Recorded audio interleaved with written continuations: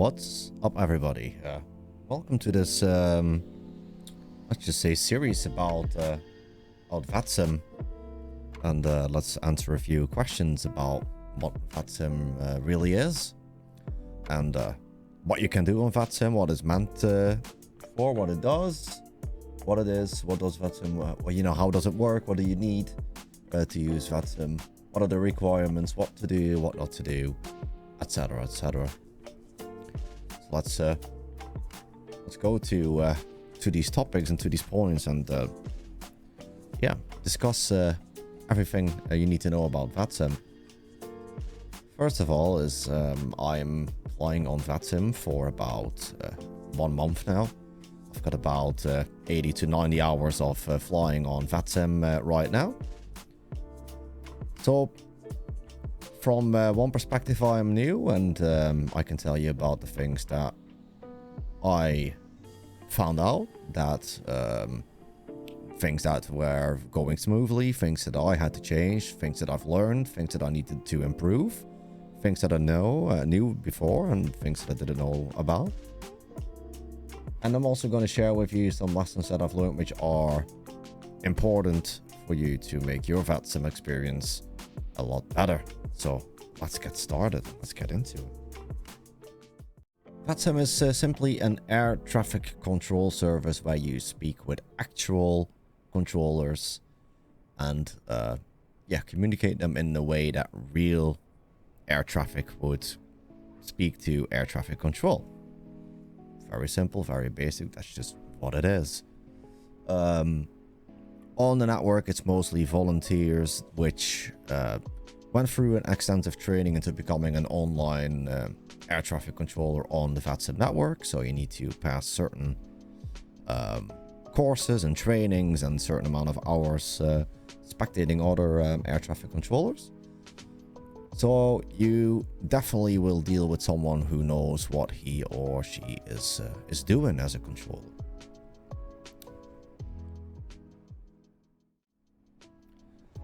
Point number 2 is how does VATSIM work? VATSIM is pretty much a tool. What you need is for Microsoft Flight Simulator is something called vPilot.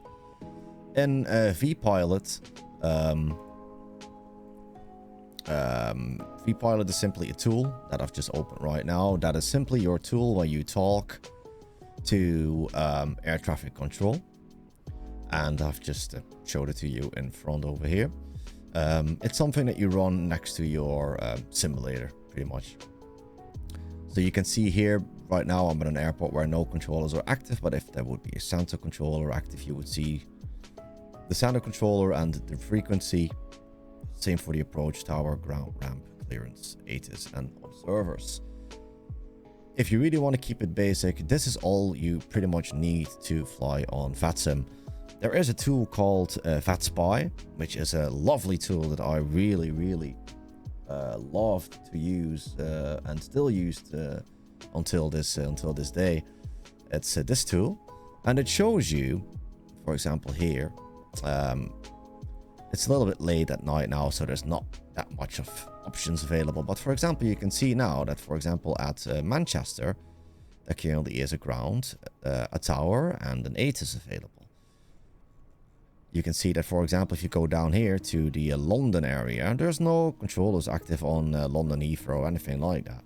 So that makes it, first of all, this makes it very handy if you want to plan or schedule a flight on VATSIM. Is you obviously want the full experience, so you ever have an experience where controllers are available.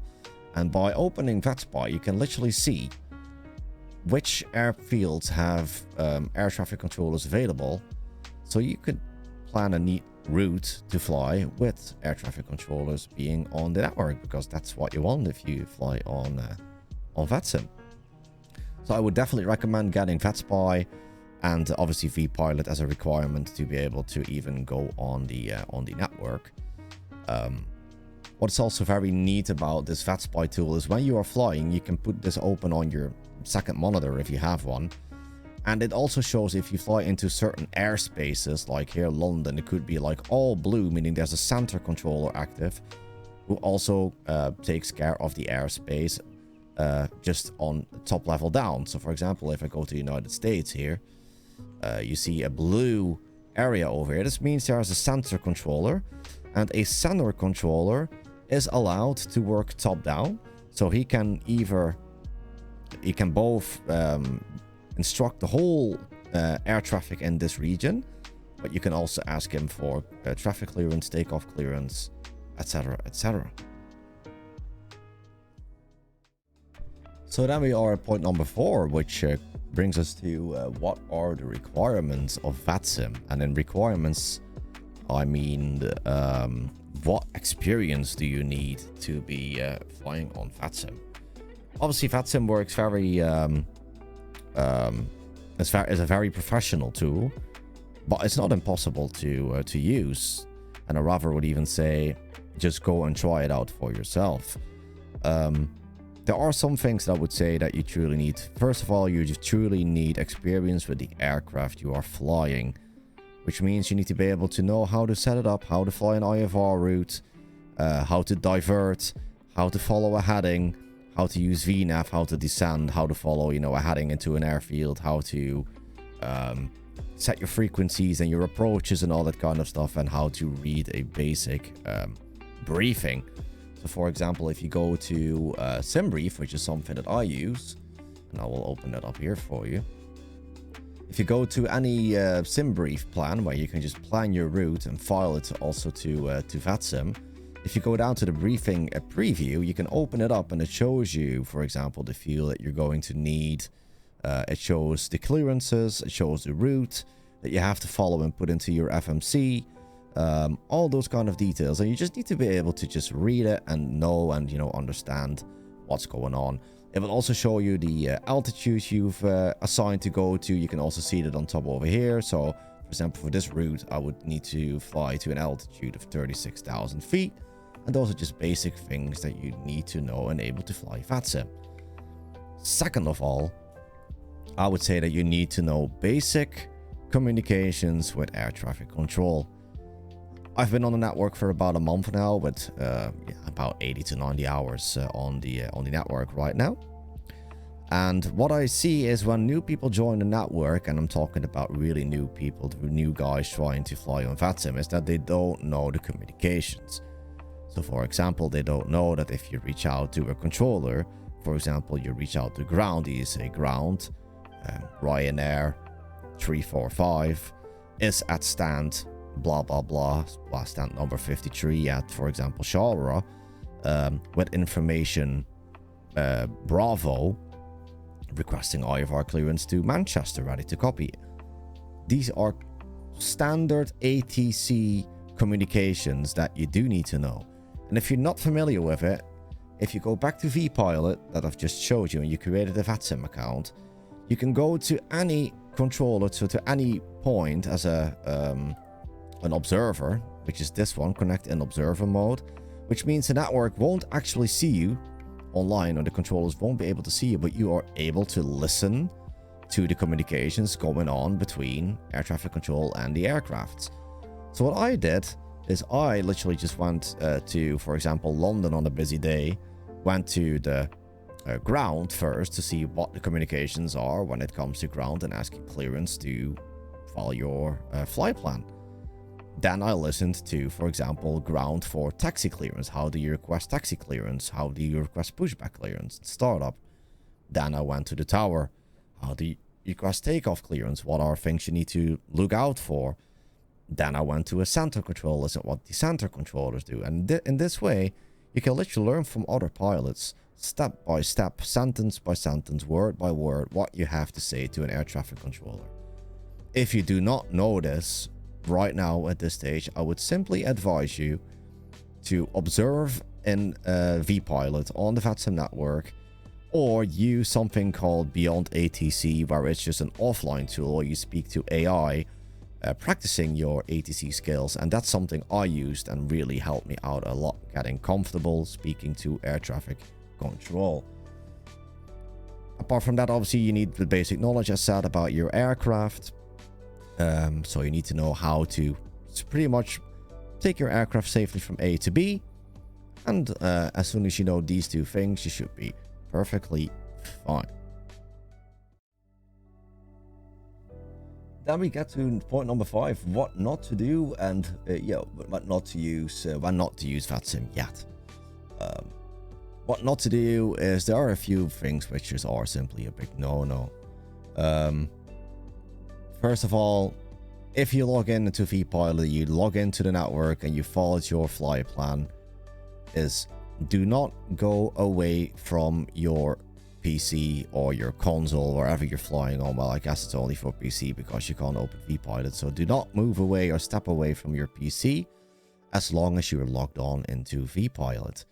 I still see it every single day where people literally use ATC to take off, and they get the takeoff clearance and their taxi clearance and that kind of stuff. They go airborne, and as soon as they are airborne, they're like, well, I'm gonna go grab a drink, or I'm gonna have a cigarette, or I'm gonna get something to eat, and they just leave their space, their workspace, their cockpit, to say it like that, without informing ATC. ATC continues to give you certain instructions, and then they don't get a read back. And it's obviously just, first of all, not nice for the controller, because he's trying to keep a realistic experience alive for everyone on the network. And second of all, you're missing important instructions. I always advise to first get to cruising altitude, and if you do have to leave and want to stay connected, just ask the ATC if it's okay for you to leave your space for a couple of minutes. Every single time you do so, they will say yes, and they will ask you to report back once you got back. And they will tell you, okay, you are okay to just leave for 5 minutes. If for whatever reason you have to leave for longer, go to vPilot, press disconnect, you will disappear from the network, you will not bother anyone on the network, you will still be flying, and just log on back into vPilot and go to the nearest air traffic controller and call back in and say that you are live on the network and back to the airspace. This is just simple. Second of all, do not speak through each other. I still see it and hear it every single time when I am using VATSIM. It's one pilot is speaking, or the controller is speaking to a pilot, and someone else is speaking through it. It is absolutely annoying in case you are receiving certain instructions and someone else is talking straight through you while the controller is talking to you. I always keep a 3-second principle, meaning that if an aircraft is speaking to ATC and ATC gives him an instruction, I know he has to read back the instruction. I wait for the pilot to call back or read back the instruction, and then wait for 2 or 3 seconds to make sure that it's absolutely silent on the radio.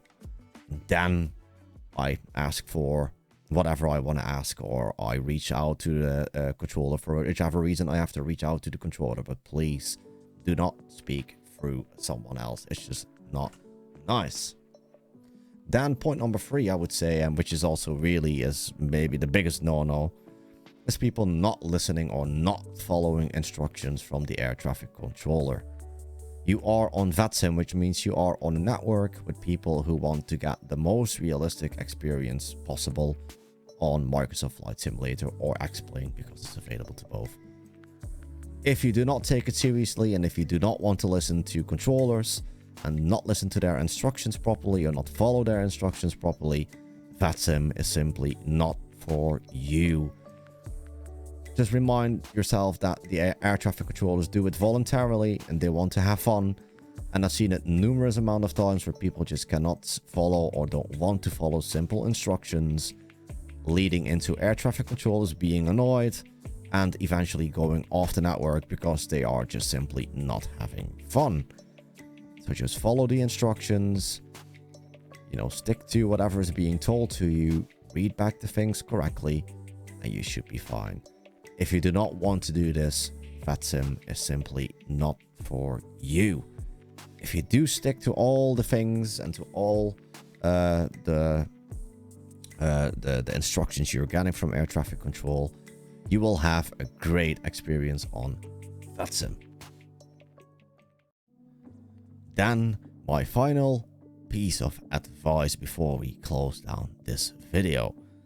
My final piece of advice is just go on the network and have fun. Don't be scared to make mistakes. If you follow your flight plan onto the network, and I can show you how to do so, is when you created a flight plan on SimBrief, it says on the top here, pre-file on a network. You just click the button, you select VATSIM, and it will simply take you to the website of VATSIM. You will automatically, all of this will be filled in. So your altitudes, your departure airport, your arrival airport, when you are setting off, so when your block time starts, the time it takes you to get from point A to B, your wake, etc, etc. Over here you have an RMK, and if you are new to SimBrief, you simply put behind this a little stripe, a minus sign. I am new to VATSIM. Or you say, this is my first flight on VATSIM. This way, if you then follow your file plan, your flight plan, the air traffic controller will simply open up your flight plan as soon as you call in on the frequency, and he will read everything that's on here because he needs to know what instructions to give you, and he will also see the notes you've put in there. If you put in there that you're still relatively new or totally new, they will have a lot of patience with you. The air traffic controllers have been nothing but great towards me, and the first couple of flights I would miss out a couple of things or not read back things correctly. They would just call back to me, and eventually I would, or being told if it was quiet, what I should say or what I should request or how I should request it in the next time. Or if it was busy, they would just send me a little direct message in the VPilot app being like, nice to have you on the network. Just for your reference in the future, just do it like this, this, and this. And I think that's just amazing. I think that's the spirit that everyone should have on the network. And I do not want you to have any doubts. If you do know how to control your aircraft in a normal way from A to B, if you know the basics of air traffic control, how they speak, how you talk, how you request certain things, and how you use your communications towards air traffic control and read back messages, etc., you will be totally fine. And it's normal to make mistakes. Give yourself the time to improve. Give yourself the time to learn your lessons, learn where you could improve, and just try to improve those things on your next flights. So if you have any further questions about VATSIM, don't hesitate to ask. You could use the comment section down below to ask any questions whatsoever, and I will happily get back to you to answer your questions. And even if you are literally in VATSIM and in, already like me, like at a stand at an airport, and you have a question, don't hesitate to ask. And what you can also do is, if you open up VPilot over here, you can literally, if there's a frequency over here, you can right click, and you can also select send message. So if you don't know something certain up front, you can message the certain controller and be like, hey, I'm still relatively new. What should I do in this or that situation? And they will happily get back to you via a message, or even via using their voice, and just talk to you and give you further instructions. So I hope this video has helped you to get a little bit of insight what's needed to fly on VATSIM, what to do, what not to do, what to expect, and obviously some rules that you just need to be aware of. And I just wish you lots and lots of fun flying on this amazing network. And to be fair, I've been only doing this for a month. I wish I would have started a lot earlier. And I think once you go VATSIM, you never go to anything else, because it's the best experience you can get as a flight simulator pilot. Well, as said, if you have any questions, feel free to ask them in the comments down below. I'll happily get back to you and answer your questions there. And I want to say have a great rest of your day. Enjoy your time on VATSIM, and take care of yourself, and see you on the next video. Bye bye.